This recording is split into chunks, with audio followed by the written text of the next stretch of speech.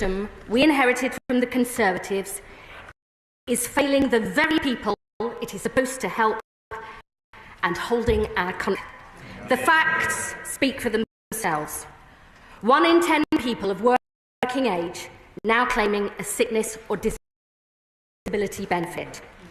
1 million young people not in education, employment or training. That's 1 in 8 of all our young people. 2.8 million out of work due to long-term sickness. And the number of people claiming personal independence payments set to double this decade, from 2 to 4.3 million, with the growth in claims rising faster among young people and mental health conditions, and with claims up to 4 times higher parts of the Midlands, Wales and the North, where economic demand is weakest. Places that were decimated in the 80s and 90s, written off for years by successive Tory governments, and never given the chances they deserve. And the consequences of this failure are there for all to see. Millions of people who could work, track fits, denied the income, hope, dignity and self-respect that we know good work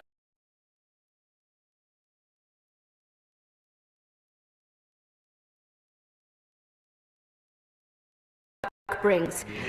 And taxpayers paying millions more on the costs of failure, with spending on working age sickness and disability benefits up 20 billion since the pandemic, set to rise by a further 18 billion by the end of this Parliament to 70 billion pounds a year. And it is not like this in most other comparable countries, where spending on these benefits the pandemic is either stable or falling, whilst ours continues to inexorably rise. This is the legacy of 14 years of Tory failure. And today, Mr. Speaker, we say no more. Since we were elected, we get more people into good work through our plan for change. We're investing an extra £26 billion into the NHS to drive down waiting lists and get people back to health and back to work.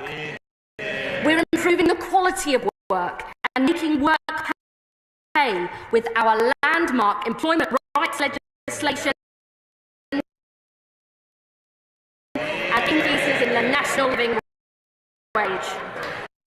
We're creating more good jobs in every part of the country, in clean energy and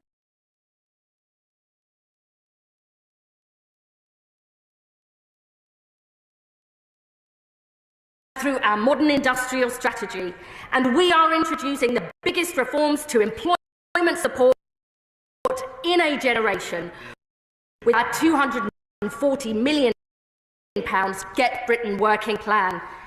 Our Pathways to Work paper sets out decisive action to fix the broken benefits system, creating a more proactive pro-work system for those who can work, and so we protect for those who cannot work now and for the long term. Mr. Speaker, I know as a constituency MP for 14 years that there will always be people who can never work because of the severity of their disability or illness. Under this government, the social security system will always be there for people in genuine need.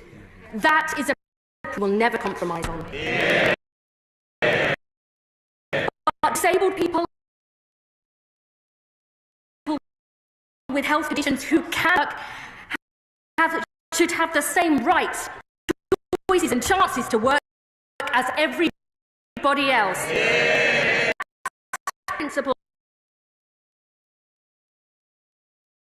of equality too, because far from what members opposite would have you believe, many sick and disabled with the right help and support. And unlike the Conservatives, we will deliver. Mr. Speaker, our first aim is to secure a decisive shift towards prevention and early intervention. Almost 4 million people are in work with a work-limiting health condition, and around 300,000 fall out of work every year. So we've got to do far more to help people work and get back to work quickly, because your chances of returning are 5 times higher in the first year. Our plan is to give statutory sick pay. 1 million of the lowest paid workers and more rights to flexible working will help keep more people in work. The WorkWell programme is trialling new approaches, like GPs referring people to employment advisors instead of signing them off sick. And our Keep Britain Working review, led by former John Lewis boss Sir Charlie Mayfield, will set out what government and employers can do together to create healthier, more inclusive workplaces. So we help more employers offer opportunities for disabled people, including through measures alongside our Green Paper consultation on reforming access to work so it is fit for the future. And today, I can announce another step. Our Green Paper will consult on a major reform of contributions, merging contributions-based job seekers allowance and employment support allowance into a new time-limited employment insurance paid at a higher rate without having to prove your work in order to get it. So if you have paid into the system, you'll get stronger income protection while we help you get back on track.